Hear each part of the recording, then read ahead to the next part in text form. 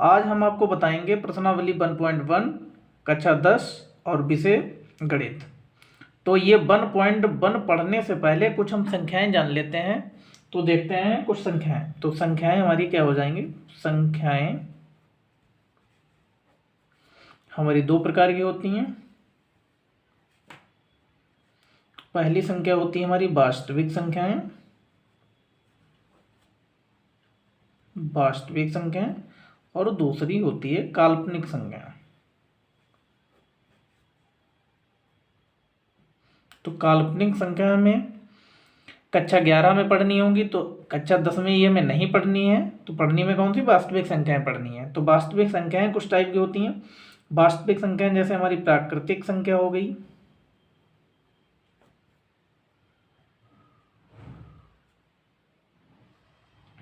पूर्ण संख्याएं, पूर्ण संख्या हो गई हमारी, जैसे हो गई मान लिया अपरिमेय संख्या हो गई,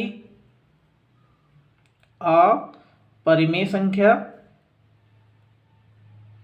परिमेय संख्या, जैसे परिमेय संख्या हो गई, परिमेय संख्या हो गई, पूर्णांक संख्या हो गई। तो ये हमारी होती हैं वास्तविक संख्याओं के प्रकार। तो अब हम क्या करेंगे, जान लेते हैं कि प्राकृतिक संख्याएं हमारी होती कौन कौन सी हैं, कौन सी पूर्ण संख्या होती हैं, कौन सी अपरिमेय संख्याएं होती, वास्तविक संख्याएं कौन सी होती हैं, यानी एन से लिखते हैं। और ये होती हैं 1 2 3 डॉट डॉट, आगे भी ऐसे आगे की संख्याएं वो कौन सी होती है? हमारी प्राकृतिक संख्याएं। पूर्ण संख्याएं क्या होती हैं? होल संख्या, यानी कि डब्ल्यू से लिखते हैं इनको। तो इसको लिखते हैं हम 0 से, 0 1 2 3 4 डॉट डॉट, आगे भी।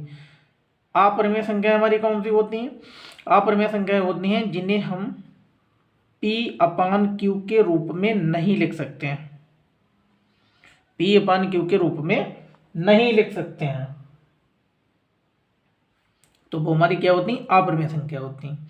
जैसे √2 हो गया, √3 हो गया, √5 हो गया, ये हमारी क्या हो गई? अपरिमेय संख्या। परिमेय संख्या क्या होती है? जिन्हें हम P/Q के रूप में लिख सकते हैं और Q के बराबर में 0 नहीं होना चाहिए। ये बात इस बात का ध्यान देना है कि Q के बराबर में 0 नहीं होना चाहिए, तब हमारी होगी परिमेय संख्या। जैसे मान लिया हमारा 3/8 लिख रहे हैं हम, या 8/5 लिख रहे हैं, तो ये हमारी क्या होती है? परिमेय संख्या होती है। पूर्णांक संख्या क्या होती है? पूर्णांक संख्या होती है जैसे माइनस हमारा 3 हो गया, -2 हो गया, -1 हो गया, 0 हो गया, 1 हो गया, 2 3, ये हमारी आगे भी संख्याएं क्या होती हैं? हमारी पूर्णांक संख्या। तो ये तो हमारी हो गई संख्याएं। तो ये हमारी संख्या हो गई। अब इसके आगे थोड़ा सा और हम जान लेते हैं। इस चैप्टर को पढ़ने से पहले चैप्टर है हमारा यूक्लिड विभाजन प्रमेय। तो ये हम जान लेते हैं क्या होता है यूक्लिड विभाजन प्रमेय।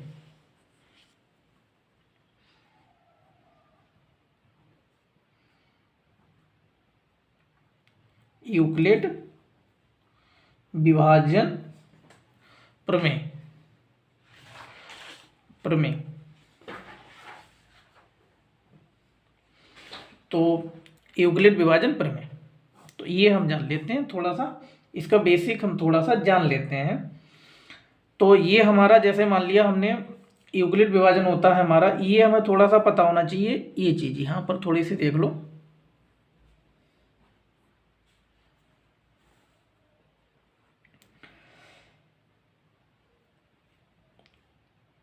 ये हमारा होता है भाज्य, सॉरी ये हमारा होता है भाज्य, ये होता है भाजक, और ये होता है भागफल, और ये होता है शेषफल। क्या होता? शेषफल।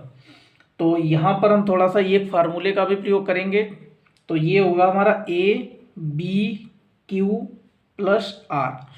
तो ये हमारा A होगा, ये होगा हमारा B, और ये होगा Q, और ये होगा हमारा R।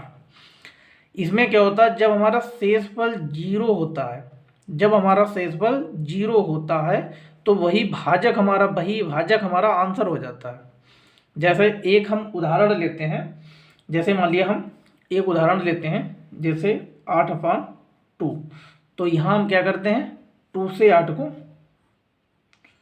भाग देंगे, तो 2 चक तो यहाँ पर कितना हो जाएगा 8 हो जाएगा। ये क्या बचेगा हमारी 0 आ गया हमारा।